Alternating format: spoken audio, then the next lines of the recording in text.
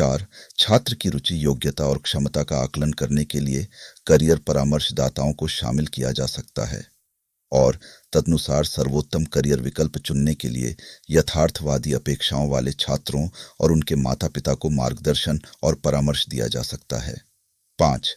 Coaching centre द्वारा मानसिक स्वास्थ्य और तनाव की रोकथाम पर माता पिता, छात्रों और शिक्षकों के लिए नियमित कार्यशालाएं और जागरूकता सप्ताह की व्यवस्था की जा सकती है।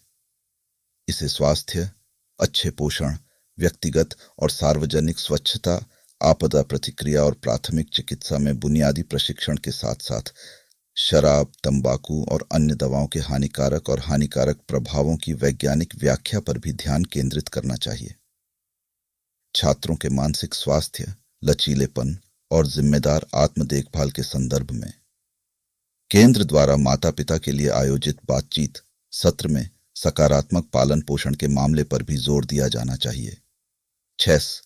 छात्रों को उनके सुधार के क्षेत्रों के बारे में प्रभावी ढंग से और संवेदनशीलता से जानकारी देने के लिए शिक्षक मानसिक स्वास्थ्य के मुद्दों पर प्रशिक्षण ले सकते हैं।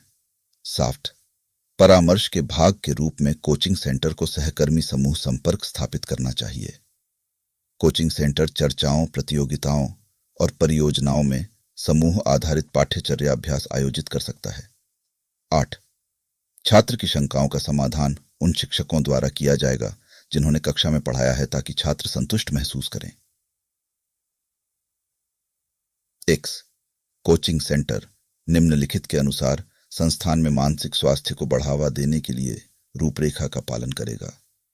मानसिक स्वास्थ्य संवर्धन के लिए रूपरेखा समस्याओं का स्तर, शामिल होने वाले हितधारक, हस्तक्षेप का स्तर, मानसिक कल्याण, संपूर्ण संस्थागत समुदाय, मानसिक कल्याण, संस्थागत पाठ्यक्रम में एकीकृत मानसिक स्वास्थ्य, ज्ञान दृष्टिकोण और व्यवहार, सभी छात्र और शिक्षक, मानसिक भलाई, सामान्य स्वास्थ्य, पाठ्यक्रम का हिस्सा, मनोसामाजिक समस्या, परामर्शदाता, शिक्षक, सहकर्मी सलाहकार, वार्डन और नागरिक जरूरतमंद छात्रों को अतिरिक्त सहायता प्रदान कर रहे हैं। गंभीर समस्याएं, विकार परामर्शदाता, संस्थागत डॉक्टर और अन्य विशेषज्ञ पेशेवर प्रबंधन। 12. समावेशिता और पहुंच। 8. कोचिंग सेंटर प्रवेश और शिक्षण प्रक्रिया के दौरान किसी भी आवेदक छात्र के साथ धर्म, नस्ल, जाति, लिंग, जन्म स्थान, वंश आदि के आधार पर भेदभाव नहीं करेगा। 2. महिला छात्रों, विकलांग छात्रों और हाशिए पर रहने वाले समूहों के छात्रों जैसे कमजोर समुदायों के छात्रों के अधिक प्रतिनिधित्व को प्रोत्साहित करने के लिए कोचिंग सेंटर द्वारा विशेष प्रावधान किए जा सकते हैं। 3. कोचिंग सेंटर भवन और आसपास का परिसर दिव्यांगों के अनुकूल होगा और विकलांग व्यक्तियों के अधिकार अधिनियम 2016 के प्रावधानों के अनुरूप होगा। 4. शिक्षकों को सीखने की अक्षमताओं के बारे में संवेदनशील बनाया जा सकता है और सीखने की अक्षमताओं वाले छात्रों को सहज महसूस कराया जा सकता है। 5. जहां भी संभव हो दिव्यांग अनुकूल प्रावधान जैसे ब्रेल, ई रीडर और शौचालय आदि बनाए जा सकते हैं। 6. विकलांग छात्रों को सहायता कक्षाएं प्रदान की जा सकती हैं जिन्हें अपनी शिक्षा में अतिरिक्त सहायता की आवश्यकता होती है। 7. शैक्षणिक प्रदर्शन के आधार पर बैच पृथक्करण नहीं किया जाएगा क्योंकि इससे छात्रों पर अत्यधिक दबाव पड़ता है और उनके मानसिक स्वास्थ्य पर असर पड़ता है। छात्रों के प्रवेश के क्रम में बैच का गठन किया जाना चाहिए और पाठ्यक्रम पूरा होने तक बैच को नहीं बदला जाएगा। 13. अभिलेखों का रखरखाव। ऑम्त कोचिंग सेंटर को ऐसे रिकॉर्ड, खाते, रजिस्टर या अन्य दस्तावेज बनाए रखने और प्रस्तुत करने चाहिए जो उपयुक्त सरकार द्वारा निर्धारित किए जा सकते हैं। 2. कोचिंग सेंटर रिकॉर्ड के लिए वार्षिक रिपोर्ट सक्षम प्राधिकारी को प्रस्तुत कर सकता है। 14. कोचिंग सेंटर के स्थानांतरण पर प्रतिबंध। कोचिंग सेंटर केवल पंजीकरण प्रमाण पत्र में दर्शाए गए स्थान पर ही कोचिंग संचालित करेगा और सक्षम प्राधिकारी की पूर्व लिखित मंजूरी के बिना अपने पंजीकृत स्थान के अलावा किसी अन्य स्थान पर स्थानांतरित नहीं किया जाएगा। 15. कोचिंग सेंटर की गतिविधियों की जांच सक्षम प्राधिकारी या उपयुक्त सरकार द्वारा अधिकृत कोई अन्य अधिकारी कोचिंग सेंटर की गतिविधियों की निरंतर निगरानी करेगा और किसी भी कोचिंग सेंटर से पंजीकरण की आवश्यक पात्रता की पूर्ति और कोचिंग सेंटर की संतोषजनक गतिविधियों के बारे में पूछताछ करेगा। 16. शिकायतों का निस्तारण।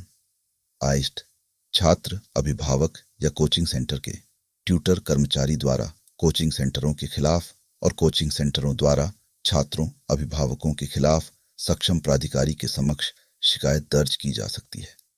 शिकायतों का निपटारा सक्षम प्राधिकारी या उपायुक्त सरकार द्वारा इस उद्देश्य के लिए गठित जांच समिति द्वारा 30 दिनों के भीतर किया जाएगा। तो यथास्थिति सक्षम प्राधिकारी या जांच समिति की रिपोर्ट पर सुनवाई का अवसर देने के बाद सक्षम प्राधिकारी जुर्माना लगाएगा या पंजीकरण रद्द करने की कार्रवाई करेगा। 17 दंड। 8 सक्षम प्राधिकारी के पास सिविल न्यायालयों की शक्ति होगी। सक्षम प्राधिकारी के पास किसी भी मुकदमे पर विचार करने के लिए ऐसी शक्ति होगी जो सिविल प्रक्रिया संहिता 1908 का केंद्रीय अधिनियम संख्या 5 के तहत अदालतों में निहित है। एक्ट शपथ पत्र के माध्यम से प्रमाण सहित साक्ष्य स्वीकार करना। 2 किसी भी व्यक्ति को बुलाना और उसकी उपस्थिति सुनिश्चित करना और शपथ पर उसकी परीक्षा लेना। 3 अभिलेखों के उत्पादन को लागू करना। और 4 लागत पुरस्कार देना। 2 पंजीकरण या सामान्य शर्तों के किसी भी नियम और शर्तों के उल्लंघन के मामले में कोचिंग सेंटर निम्नानुसार दंड के लिए उत्तरदायी होगा। 1 प्रथम अपराध के लिए 25,000 रुपए 2 रु। दूसरे अपराध के लिए 1,00,000 रुपए। 3 बाद के अपराध के लिए पंजीकरण रद्द करना। 8 पंजीकरण रद्द करना।